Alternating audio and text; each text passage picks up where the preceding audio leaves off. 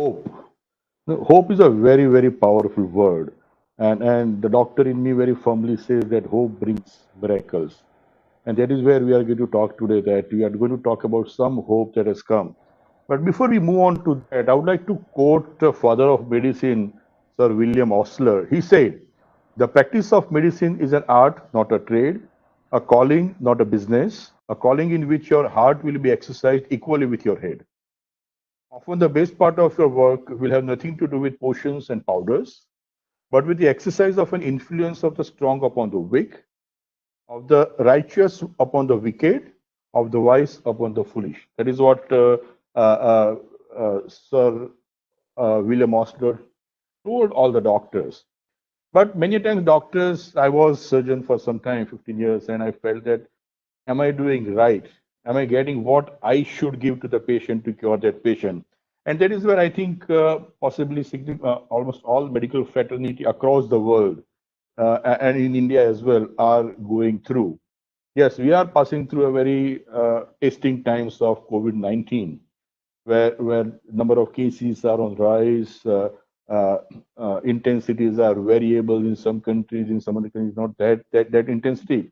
But what I mentioned, hope, and every country somewhere is trying to come out with something, because the virus which has come, the COVID-19, is a very complicated virus because it causes a lot of complications, mutates very fast, changes the genetic pattern, which is making it difficult to develop some kind of remedy, either the drug or a vaccine to combat that particular virus. Every country is doing a lot of things. Like for example, India also thought of Indian Council of Medical Research advised using hydroxychloroquine, HCQ, as well as some kind of antiretrovirus, and it turned out to be very effective. And India became one of the important centers which exported significant amount of HCQs to the world. The plasma therapy became very prevalent, which is the antibodies which are prepared from the COVID cured patient after 2 weeks turned out to be effective. Yesterday only, Israel has said that they have developed monoclonal antibody against COVID-19. And amongst all this, there was more of a preventive thing. But came Gilead, an US-based pharma company, very active in this space, and they came out with a very positive results of one of their products called Remdesivir, which is under trial phase. And good part that really happened was that US FDA has given them approval under one particular program, which is called EUA, which is Emergency Use Authorization, in which US FDA does play important role to expedite the approval process for a particular medication, which is going to be useful in certain situations. So they gave this EUA approval to try this particular product in COVID-19 patients. And then WHO came on board and they started with a solidarity trials across the globe, and India was a part of it, and India did receive 1,000 doses for that. Now, the point is, this is one, of course, but there are many drugs which would be available in near future because whole world is working on that. Indian companies also working very aggressively. One institution in Gandhinagar, Gujarat has decoded the entire genome of COVID-19. So, and many of these drugs would have some kind of protection. And we are going to talk about more of Remdesivir by Gilead, which does have a patent in India. So, point is, all these patents as well as other rights which are uh, lying with the companies which are manufacturing or developing some particular medication for a particular disease would have some control. But the situation which we are going through is a very unique situation. It's a pandemic across the globe, and a lot we are going to talk more about India today. So, what we are going to discuss today is not only this product, but many such products which could be there, which would come, like monoclonal antibody may come. Some would be patented, some would be some other kind of control over that particular product. So, how can these products which are patented be made accessible to the patients of India? And you all know that India has a very highly fragmented healthcare facilities and very interesting laws. And I'm very happy that we have, as Devanshi mentioned, three stalwarts in this particular field to discuss this point.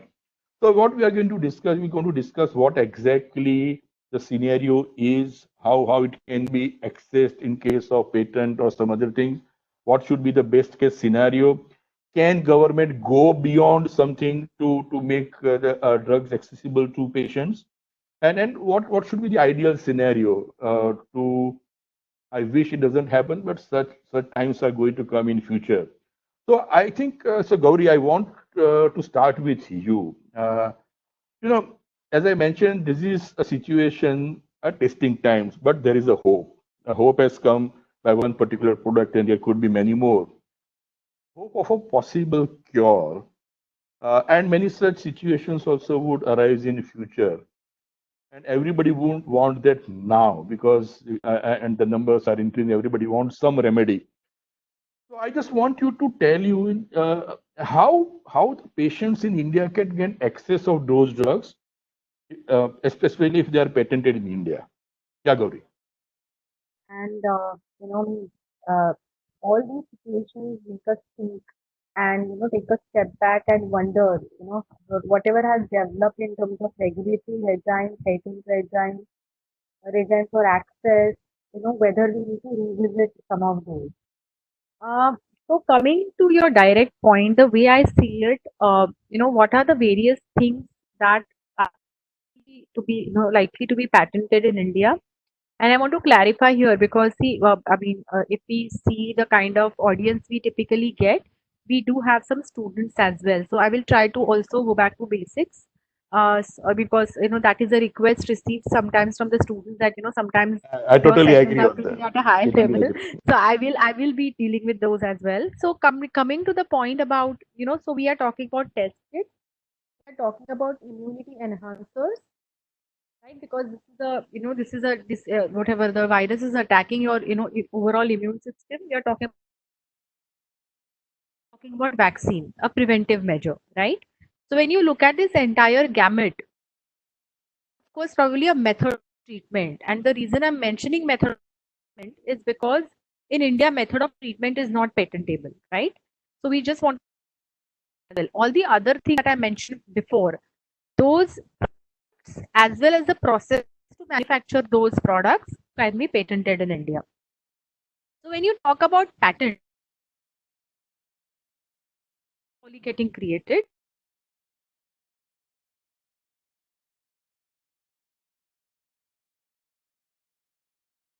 and licensee can use that. There are any other ways to access.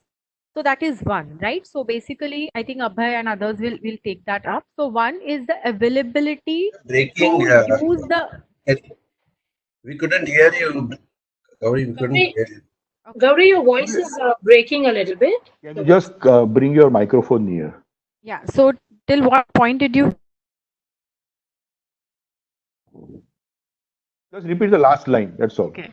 So I think one, we are talking about the availability of a patented product, whether by the through the patentee or its license or any mechanism.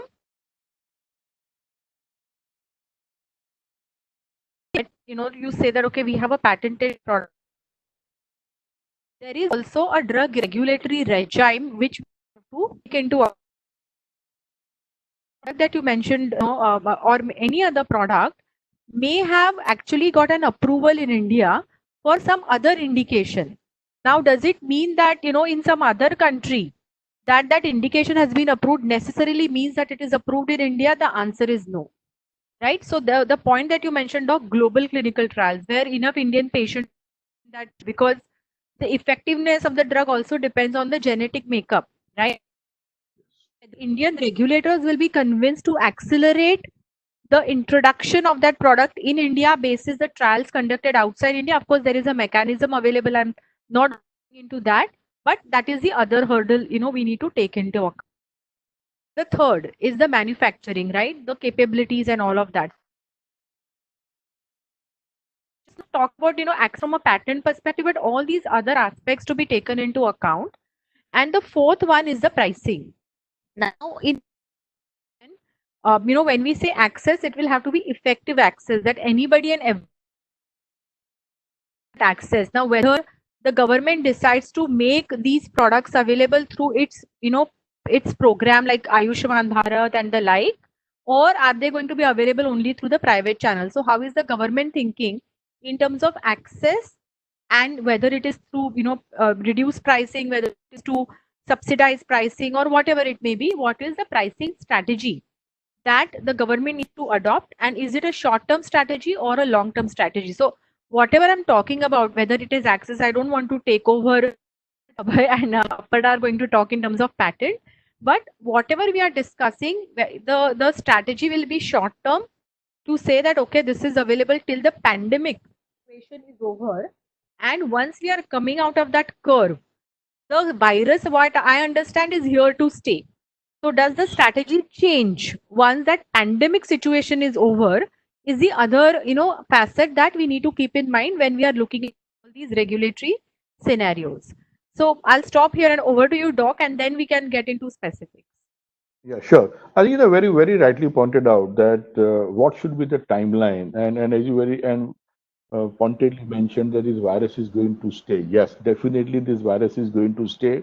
And the another important point which would also needs to be factored in is that since it's a global phenomenon, and this particular drug is found to be very effective. Of course, it is a trial stage, but there are very, very positive results, and people have started using it.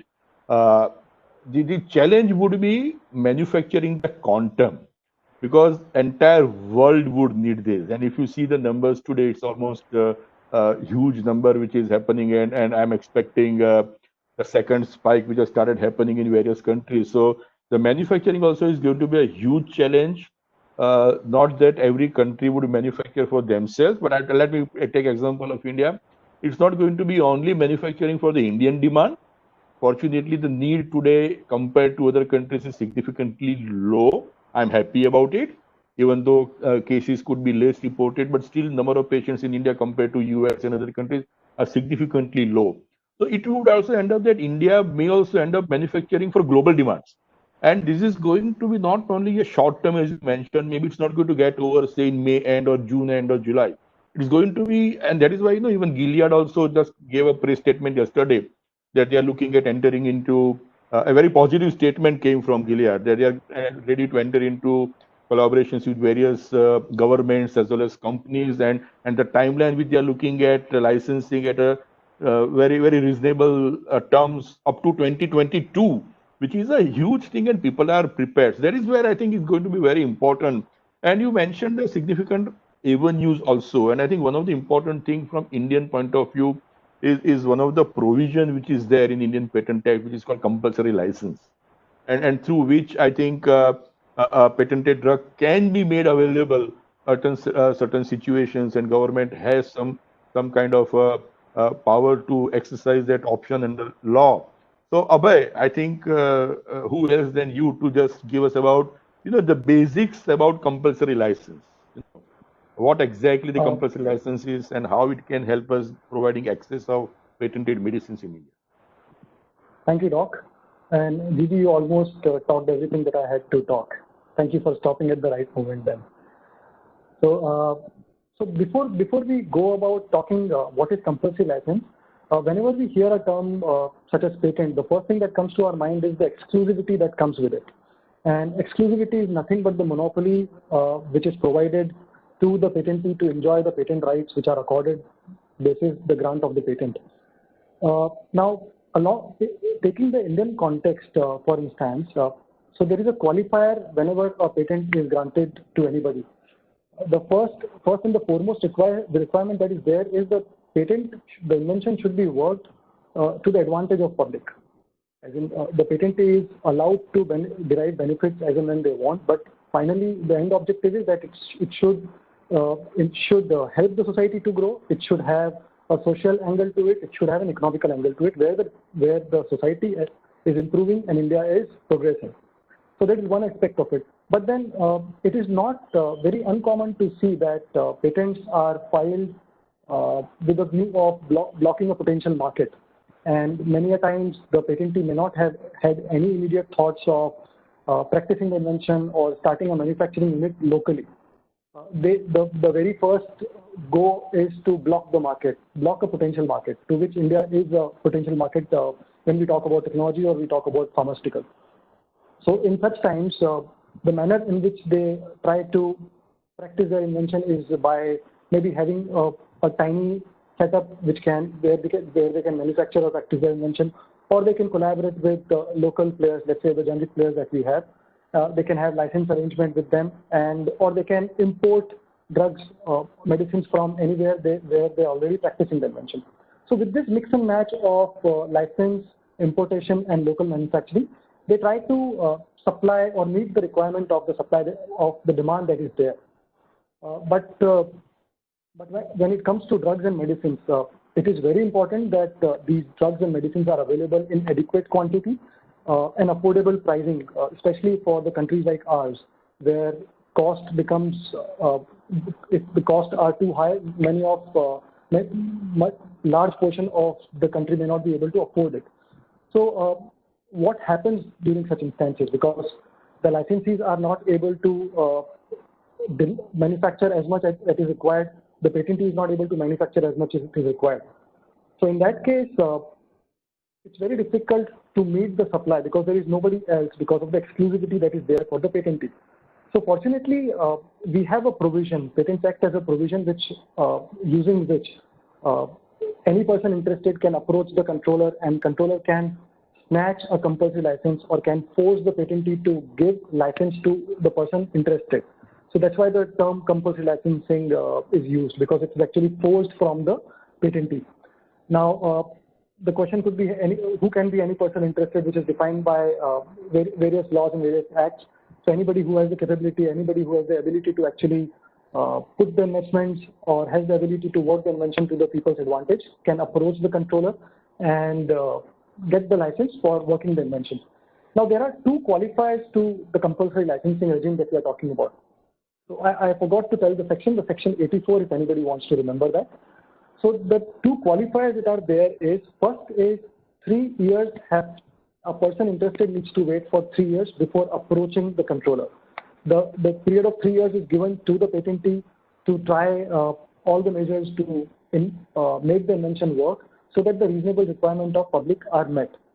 Now, second is any person interested or the potential licensee needs to approach the patentee first to obtain the license from them.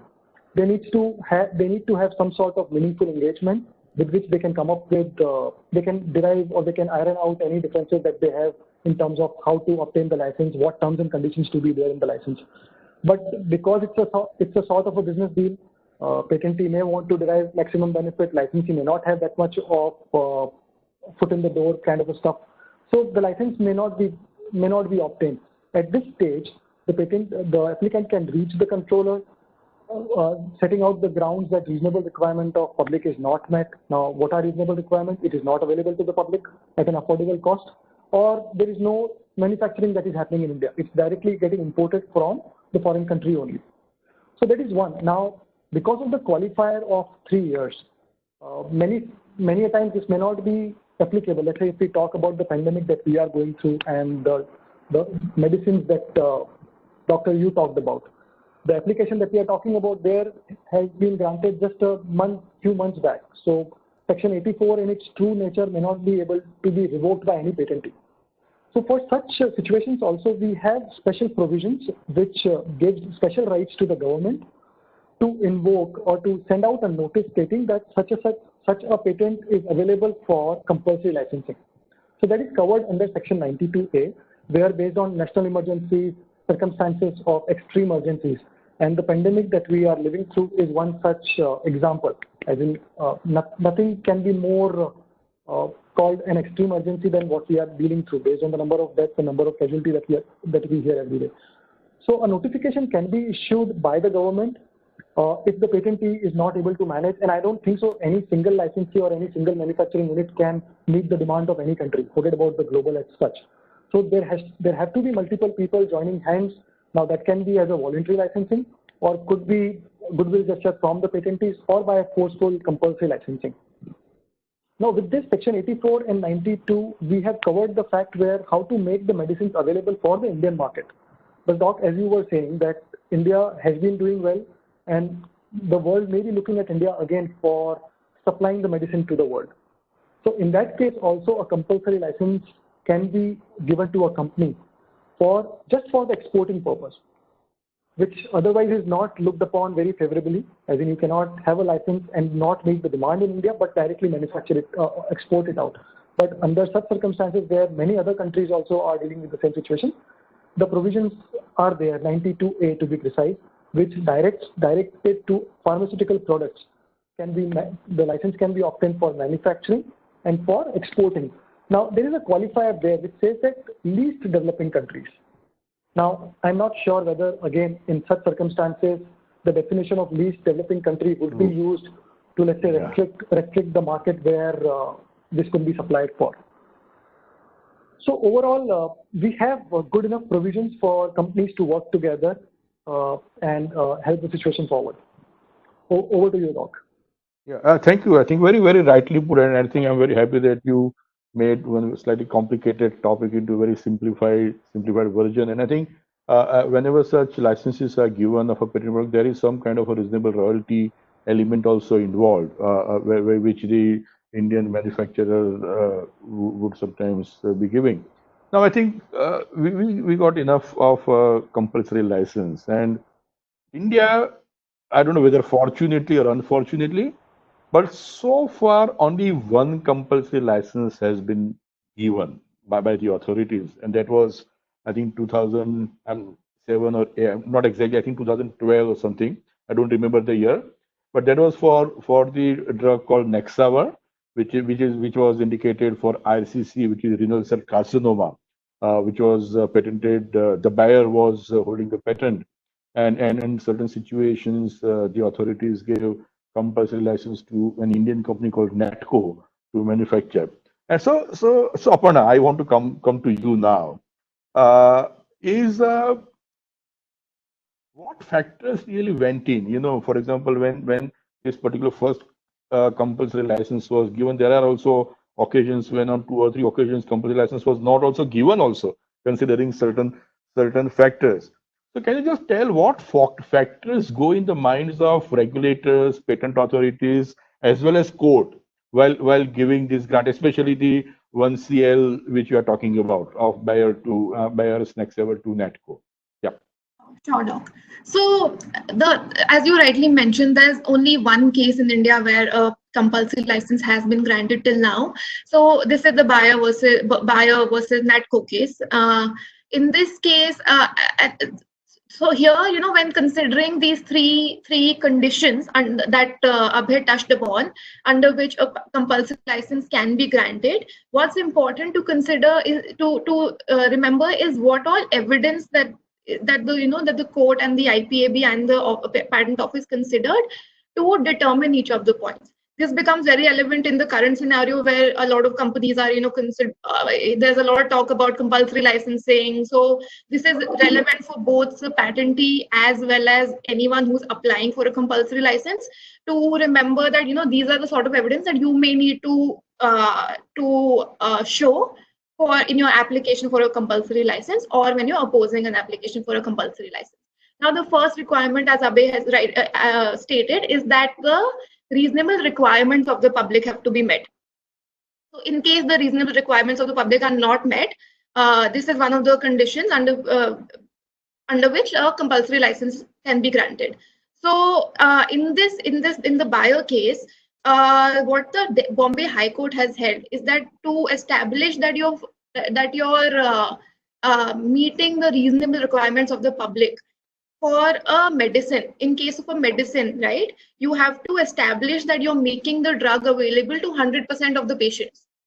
So what it means is that if evidence shows that there are, say, 1,000 patients in India for a particular who have a particular disease, and your patent can treat that, your compound can treat that disease, you need to be able to show by evidence that you made your drug available to all those 1,000 people. Now, obviously, there are certain practical issues here. How do you establish that? Because there might be certain additional medicines that are available. Doctors may not be always prescribing the medicine that the patentee is offering in the market. So these are certain things that from a practical perspective should be kept in mind. The second requirement is that the drug should be the patented product should be made available at a reasonably affordable price. Now here in this case, what happened is that buyer tried to rely on their patient assistance program. Now a lot of multinationals have these programs, right? So what happens through these programs is that a few members of low income group, the patentees would provide these medicines at a lower cost. But what happens that these patent access programs, right? These are only accessible maybe to certain number of people who belong to these low income groups, and not to everyone, not to 100% of these people. And there's obviously certain criteria that these companies have that need to be met for a patient to be eligible under this program. So these are some things that the court considered to say that, okay, just because you have a patient assistance program, this doesn't mean that you're making your drug available to 100% to everyone at an affordable price. So evidence that you have this sort of a program may not be enough to establish that you're making it available at an affordable price. I think companies will have to rely on certain other evidence, such as maybe to establish that, okay, I am selling at this point and the generic company is selling at a slightly lower point, and that's the reason why it's clear that it's an affordable price. This is the price that it has to be set on. It can't be a lower price. Something like that could maybe work.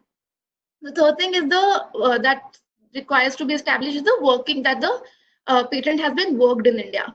Now here, what becomes very relevant, and this is something we advise on quite frequently, is whether import of a drug is working in India, right?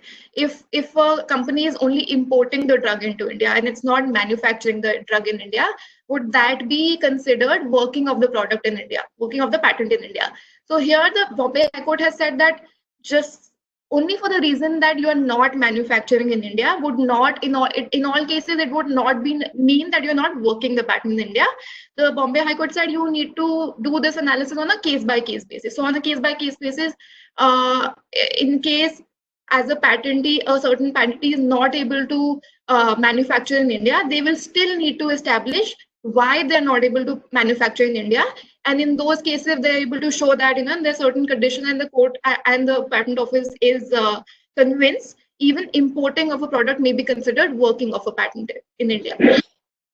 Over to you, Doc. Yeah, so I think one important point I want to just add, I want you to add, you mentioned about working of the patent in India. So there has to be some kind of a compliance requirement for that particular company, informing or filing of some forms that yes, this particular product which is patented in India is being worked upon. Is there anything? Can you throw some light on that quickly, maybe a minute or so? What companies need to do to show? Yeah. Sure. So in India, there is a Form 27 filing that's required. This is a working statement that needs to be filed by every patentee. This has to be filed every year. In this statement, there is a lot of right now discussion, and there's some petitions that have been filed in various courts in the recent past, where petitions have been made to slightly modify this Form 27 because it's slightly unclear right now. But it is a requirement under law right now to file a working statement where the patentee has to clearly state whether they're working the patent or not, and then have to give the quantity of the amount or the value of the worked product that they have. So I think it's a mandatory requirement as of today. So every company is required to file that particular form. Is that right? Right. That's correct. Yeah. Oh, okay. Thank you. So I think we talked about what exactly the compulsory license is. Let's shift our gears towards the present testing time. So Gauri, I will come back to you because considering your experience and on the ground powerful presence. Now assume a situation comes in a present times in pandemic of COVID-19 in India, and assume that a compulsory license is granted in India for present times for this particular product by Gilead. I'm going on assumptions, but I want you to share with us what could be the practical challenges every stakeholder has to keep in mind, especially company or the other stakeholder which are going to play a significant role. Gauri? Sure. I think I'm going to first take a quick question which is out there to just clarify. Maybe Abhay has already clarified. But when we talk compulsory license, it is a non-exclusive license. It is not an exclusive license. And that also means that the patentee itself can continue to use that patent, even if the government wants to take over that patent under Section 92 that Abhay mentioned, that there is no bar on the patentee to continue to work that patent, right? So I thought I'll just clarify that position. Now coming to from an overall perspective, which I was mentioning before, I think the other, one of the key issues that arise in India is the data exclusivity, whether it, which is not currently there from a patent perspective. So two, three elements, right? One is whether somebody else who is going to come and manufacture that patent, what is the data available for that to get a regulatory approval in the first place, right? Though there is no data exclusivity, how soon can they show their data for what we call as BAB studies and all of that to get that regulatory approval? Now, when there is a patent, existing patent, you can still go ahead and do your experimentation pending that compulsory license. So just to sort of give an example, that under there is something called Bolar exception under the patent law, that means I can continue to use or do an R&D and create my data for getting a regulatory approval. So if I'm planning for a compulsory license, suppose, or any government granted license, in parallel I'll need to do my BAB studies and whatever it is, assuming it's a chemical. If it's a biologic, then of course the biosimilar, whatever guidelines I need to follow, right? But the short point is my regulatory sort of path has to continue in parallel. Number two, very interestingly, now the drug that we are talking about was not originally created for that drug, for the current pandemic. It was originally created for something else. Now, whether that patent covers, not patent, I'm not going there. I'm talking more on a regulatory point now. Now, imagine that today a compulsory license is granted for that drug. Now, interestingly, the approval may be for two indications today for that drug. The first indication and the pandemic indication. Let me use those terms. Now, when the compulsory license is granted, at least I don't find anything specific out there which says that the compulsory license is for X end use only. So, if the first, usage, that is not a pandemic usage, right? Because of the compulsory license granted for this purpose, in the market, the drug can be still used for some other purpose. Assuming, okay, I'll go one step further. Assuming as a licensee, compulsory licensee, my product labeling says, because my approval is drug regulatory approval is limited only for the pandemic indication, assume. A particular indication, yes. That particular indication, right? So COVID-19, that is my label, okay, which is I'm claiming because that is my approval. And compulsory license is generally available, whether keep aside compulsory license. Now, we have done this kind of, analysis that insofar as, and doc, you will know better than me, that the doctors can still use that drug for something else. Because nothing stops doctors from using that drug for any rational, usage. And therefore, I mean, the short point in all whatever I've said is that the compulsory license may get granted for one particular reason. However, in the market, the same drug can be used for some other reason, and there is very little control that you can really have on that aspect. Yes. So when there is, when the controller is looking at what are the terms of the royalty and all of that, these facts also will have to be taken into account in terms of the, taking that into account from a commercial, royalty perspective, because this particular aspect is not often noted and noticed, when we are discussing multi-indicational drugs, and especially in your context of a current drug that you're talking about is a multi-indication drug. Thank you, Gauri. I think you very rightly put. I think what possibly she referred to was something related to off-label use of a particular product, but that is entirely a different topic. I don't want to go into that. We will discuss that some other point. But what she said that yes, doctors can use that particular product if doctor finds a rationale in using that particular product. Now, Abhay, I'll come to you now. I think you gave a very good download of compulsory license, and now the hope I mentioned, the remdesivir by the Gilead. So Gilead owns that patent in India of remdesivir in India. I want you to throw some light on that patent itself. Because when you have patents, you have specifications, you have claims, you have indications, like Gauri mentioned. So what exactly the patent is all about? And let me ask, the doctor in me is asking you this question and not the lawyer. Is that can that particular patent be used, or can that particular product, which is remdesivir, be used considering the patent in India for this particular COVID-19 virus? It's a coronavirus. Coronavirus is a huge of virus, and there are many coronaviruses in the world earlier also, but this is COVID-19, which became a slightly interesting virus. So this particular patent in India of remdesivir be used for COVID-19, that is one point, and broadly what it covers. Okay, thank you, Doc. So see, interestingly, the patent that we are talking about was recently granted by the Indian Patent Office, as recent as the Feb, last couple of 18th of Feb. I was just looking at the date of it. 18th Feb 2020 is when it was granted. Fortunately, unfortunately, a very good coincidence, if you may say so.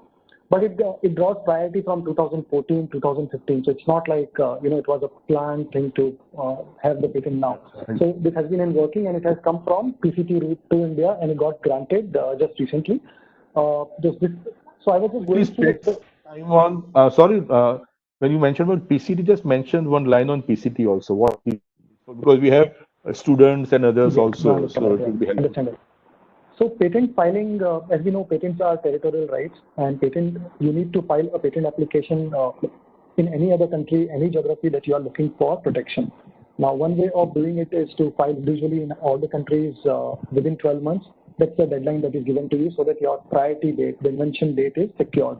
Otherwise, your own patent application in one country can be treated as a prior art in another country. So to avoid this, we have a time period of 12 months, which you can use. But then 12 months practically is not a good enough time, because a lot of funding requires, lot of money is required to file a patent application. So there is another route, which is PCT, which is nothing but Patent Cooperation Treaty. Through this route, you get about 30 to 31 month timeline to file your application in various countries that you wish to go in. And most of the countries, about 160 odd countries, are part of this treaty. So kind of all the major markets are part of it. So India is one member to this treaty. So anybody can come through via PCT to India. So the invention date is 2014, but they entered India in 2015. And then after 4 years, they got 6 years, they got the grant. 4 years, they got the grant. Now, going back to the patent.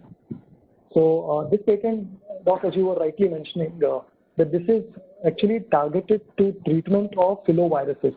My pronunciation may be here and there, but filoviruses. It's a right pronunciation.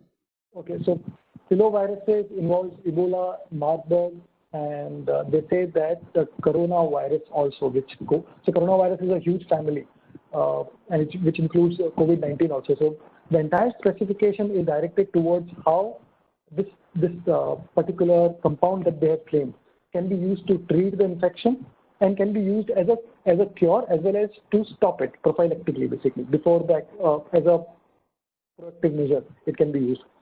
Now, the claims, which actually tells you what the patentee is interested in. So claims are directed to the compound and various mode in which the compound can be arrived at. So there are few. So that's a huge bond, which would be difficult to explain. But then, what all permutation combination of constituents can be used to create the compound that they are coming up with. So there are multiple forms that they have captured using the compound. So there are only three claims. Compound being the majority of the claims. Other claims are talking about any pharmaceutical composition derived from this particular compound is what they are claiming. So it's a compound claim, it's a product claim as such, if you say.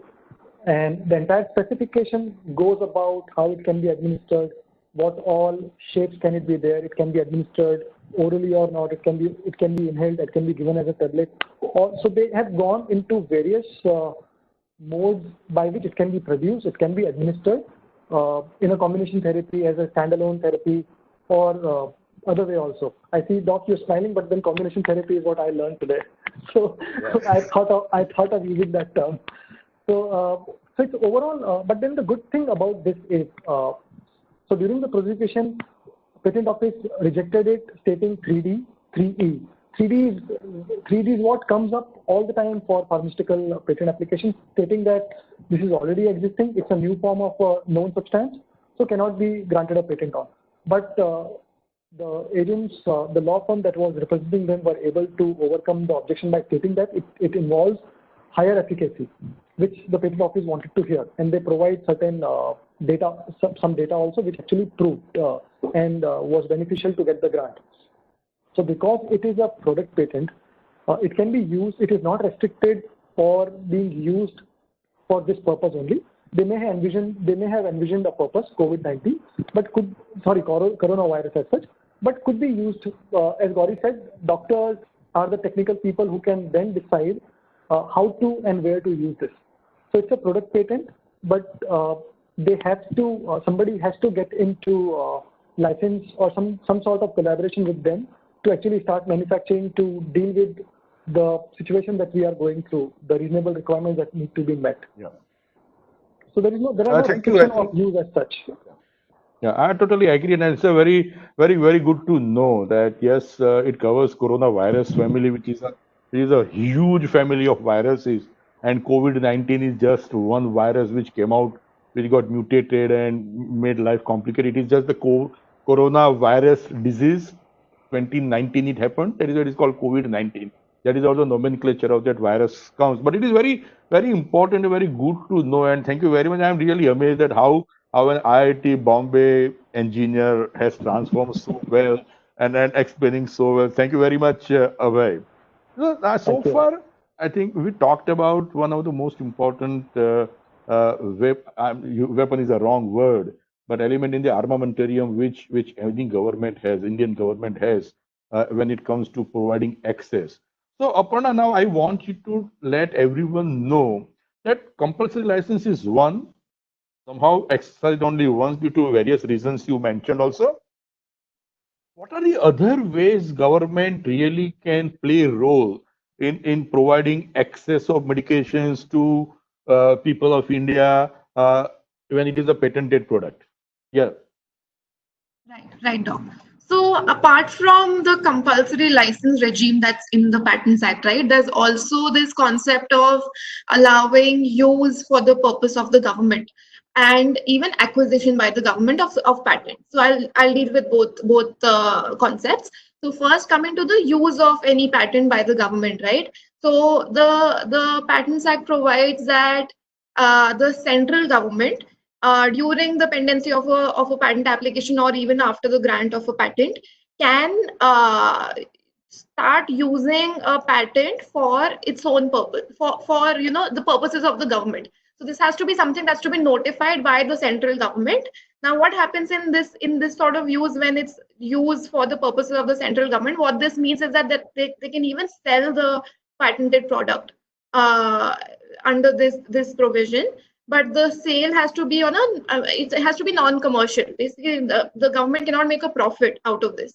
What the Patent Act also provides is that in case of such use for the purposes of the government, then the patentee has to be compensated. So there will be some terms that will be discussed and and determined between the government and the patentee in case of any such use by the government of a patented product. Apart from this, there's also the concept of acquisition of of a patent by the central government.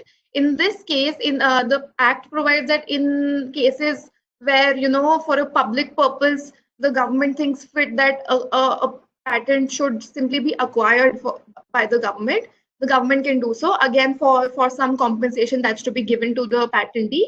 So yeah, so that's another thing. I mean, these are other ways in which the government can sort of take control over a patented product instead of allowing the patentee to deal with the patent themselves.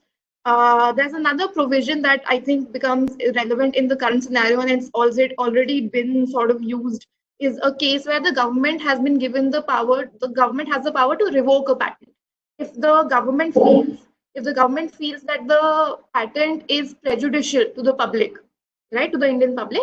They can revoke a patent. In fact, interestingly, an application has already been made under this provision by one of the a non-profit organization recently, only maybe 10 days back, where where this organization has made an application to the government requesting that Gilead's patent for this drug should be revoked.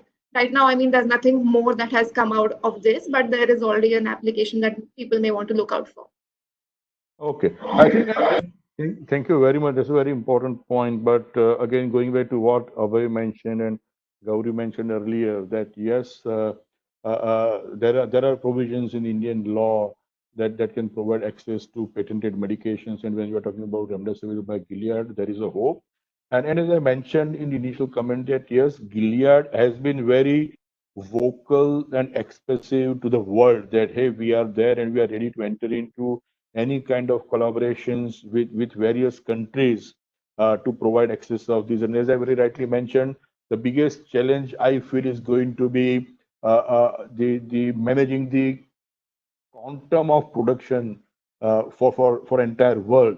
Let us focus only on India at the moment. And if you really see that the amount of production is going to be huge, and Gilead has already mentioned that they are into talks with various players in India.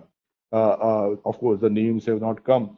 But so Gauri, I think I will come back to you now. And you have been involved in lots of IP-driven transactions, whether it is a collaboration arrangement or in-licensing, out-licensing, and so on and so forth. So I just want you to spend some time. We have time actually, and we have been answering questions also. That what are the various ways a patentist can partner with? Let us talk about India only. Indian government or other private parties. And when they enter into a private party, there could be a kind of a manufacturing and supply tariff arrangement, etc. In doing so, how important the contract is going to play a role? Of course, you just tell us all exactly which are the modalities and models that can be developed to help Gilead as well as the Indian population as well as the government. But nothing happens easily because there is a there could be some kind of a licensing arrangement may happen.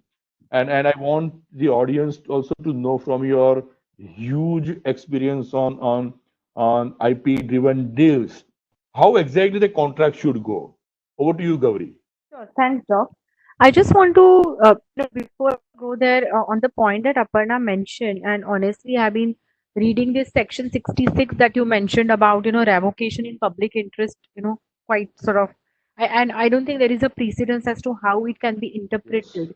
So there is a need for us to look at legislative history to see that only because there is a pandemic does it necessarily mean that, it is that section 66 can directly be invoked without a relevant party acting in a particular manner, right? So is it stance the behavior or the conduct of the party that suddenly this can be invoked, or you need to see certain factual metrics post which this can be invoked?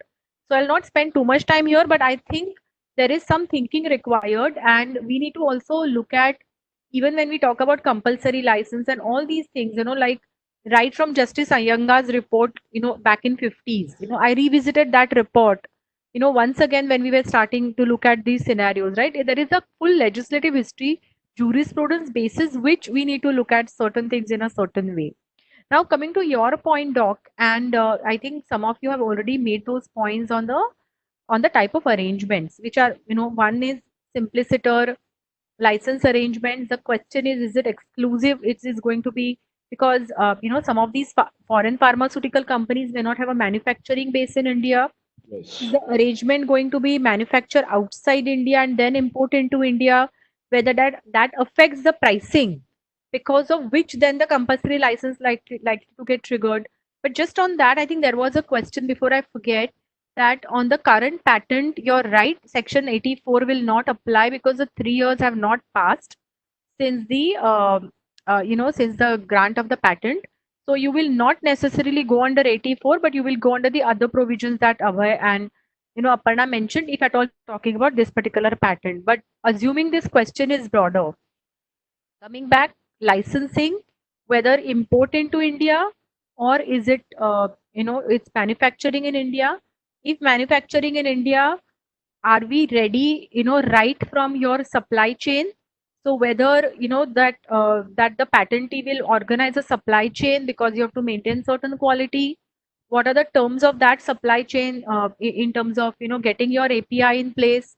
So when you talk about license, there are a lot of these other things. It is not a simpliciter here. Here is my patent. Here is the license. There is a complete production. The process behind it. There is certain probably know-how behind manufacturing, right? So all those facets will have to be understood, and of course there will be some amount of R&D as well for an effective manufacturing of in India. So when you look at all of this, there will be gamut of other clauses rather than simpliciter license. There will be all these other facets of R&D, supply chain, and the terms of the license will be negotiated. So I thought I'll just clarify that it's not Yes. that straightforward.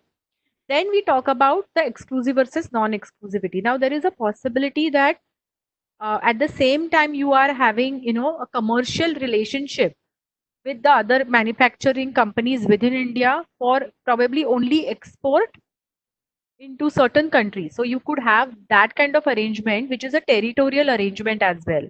So manufacturing within India, but for the supply in X or Y country, right? So your commercial terms could also deal with that. Then manufacturing in India for supply to the government, because if there is a government procurement or a tendering that is going to come out, then that arrangement. Because when you talk about arrangement with government, it is very unlikely that the government is going to sit and manufacture, right? Ultimately, the government is only going to procure. So it is Yes. not as if the government is licensing the patent for its own purpose. It doesn't have the wherewithal to manufacture. So ultimately, you will always see a multi-party relationship. The other thing I want to mention in the context of patent, which you have seen in the past, I will not take names here, but sometimes patentee to just do away with the applications for compulsory license, Yes. enter into, or probably for not receiving revocation applications for patent for whatever purposes, they enter into arrangements with pharma companies for manufacturing with restrictive clauses to say that you will not challenge my patent, you will not do X, you will not do Y. So whether some of these could be examined by the Competition Commission, of India, whether there could be some other elements, so which your licensing relationships trigger a cartel or those type of situations, because now you are getting into from a monopoly situation to multi-brand, manufacturing, sorry, multi manufacturing. You are sort of creating this band of 5-6 companies coming together and doing a certain product at a certain price. Will that raise a competition law issue? So all these aspects are, as I said, it's not linear. All these aspects will have to be taken in account very in a comprehensive manner. And then, as I said, it is ultimately access at an affordable price. What is a long-term strategy? And I believe, as you said, Rock, rightly, that in my mind, in these situations, the companies, whichever, whether it is test kits or whatever, those companies will rise above the simple profit margins. They will have to rise above that, and they will enter, and you will see that they will enter into relationships which are conducive in the current environment. Rather than simply talking about short term profit margins, they will look at stakeholder value, and all of that, and then arrive at, I really hope so, as you rightly said the word hope. I really hope that everybody comes into that level of maturity where we are able to have that kind of an ecosystem created, which is very conducive for the current situation. Thank you, Gauri. I think I just also, since you have talked a lot, and I just want to spend another minute on just telling what should be the best case scenario, ideal best case regulatory scenario from patented drugs point of view and access to medication. Maybe one or two lines on that. Sorry, could you just repeat that? I just want you to, of course, you covered in your Hmm. answer, but we started with your first answer to your first question. What, according to you, is the ideal scenario or a best case regulatory scenario, which will definitely, end of the day, we are talking about access of patented medication, and such scenarios keep on coming. So, what according to you, is the best case scenario? So in my mind, there will be a short-term scenario and a long-term scenario, as I mentioned earlier. The short term will be, keeping profit margins aside. See, because ultimately, the companies who have contributed to the, to the, to the drug development, they also need further funds, honestly, to continue that development. So it is not as if I've made one patent, I'm done for the day, right? It's a Yes. continuous development. So there will be that balancing, and that's the whole reason you have a patent regime. So let's not forget that. So that balancing aspect will have to be maintained to say that, okay, there will be a short-term pricing strategy, short-term, sort of arrangements that will be entered into, and then long term, okay, there could be some other view of whether a monopoly, permissible monopoly, etc. So, and also I think in some countries like India, we do have drug price controls, right? Yes. So sometimes you may have a situation that some of these drugs, because of the reason, the requirement is so huge, right? And the essential, if they fall under the essential category, so we will need to see that as well, whether this ends up falling in an essential category, because if the virus is here to stay, then whether the drugs become essential category and therefore subjected to price control. Once it is price controlled, then there is another, another aspect. Now there also has been discussion that patented products should not be price controlled, right? Yes.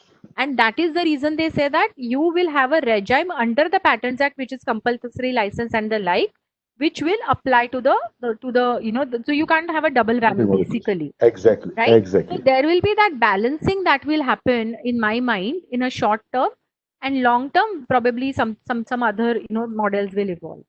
Yeah, thank you very much, Gauri. I think yes, we always have whenever there is a crisis, and India, when it comes to India, that last mile is always longer. But after discussing with you, I feel that last mile is no longer a very long mile; it's a very short mile, and we are going to, I think, definitely be successful in providing access to the remedy and the cure, not necessarily of this drug, but many other drugs which are likely to come in future. I think we have covered almost all questions which are question, I think section 84. And but I think there is one question on 3D which Abhay also is addressed. Would you want to spend few seconds on that answer, Abhay? Which question is that, Jeet? The question by on 3D violative of section 3D point. Okay. You of course So, answered it, but because we discussed mm, other, if you can discuss yeah. for us So few seconds. Pranav mentioned that the patent does not anticipate use of patented drug for treating novel coronavirus causing COVID-19. Would not extending protection to new use of known substance be violating of section 3D? So this question, I think, I'm not sure whether I understood it correctly or not, but then the patent that we are talking about right now is a product patent. So they have claiming the compound, and they have come up with various use case scenarios in the specification, because anyway use of some treatment like the method of treatment anyway are not patentable under Patents Act. So the product that has been patented by the company that we are talking about, now the use case can be many more. So they are not seeking protection for the use case. So there is no violation as such. So I don't know whether we should be answering this question with respect to if another patent. Yeah, we can discuss this offline also. This particular product.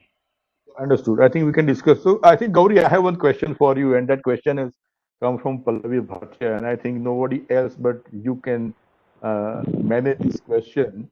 The question is from Pallavi Bhatia. That recently, India is being put under a priority watch list. Is it true that we don't have strong IP laws? Gauri, you want to say something? Okay, you need another hour.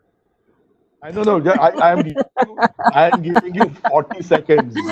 No, I don't necessarily agree. There may be little bit here and there. In fact, recently when I saw that, it just irritated me once again. Every year I get irritated when I see this list coming out. So I don't agree. There are perceptual issues, especially because of the pharma patent situation that we have in India. And only because of that, I believe we continuously come under the watch list. But if you see all other issues, I think we are quite sorted in the Indian scheme of things. I think the judges are quite proactive in protecting the IP in India. Our laws are TRIPS compliant. So I don't necessarily agree with us being on that list year after year. Okay. Well said. I think by 3 minutes. I would like to just end by quoting Hippocrates. Cure sometimes, treat often, and comfort always. Hippocrates said, and this is what we were told when we got our degree as a doctor. And I think this is the comfort which is going to come. And I'm very happy after deliberations with these three stalwarts that yes, that comfort is definitely going to be there, and the hope which I mentioned in the beginning is going to be a reality very soon. So I started with Sir William Osler. I will end with Sir William Osler, who said that the good physician treats the disease, great physician treats the patient who has the disease, but the greatest government provides the access. Thank you very much for being patient and listening to us.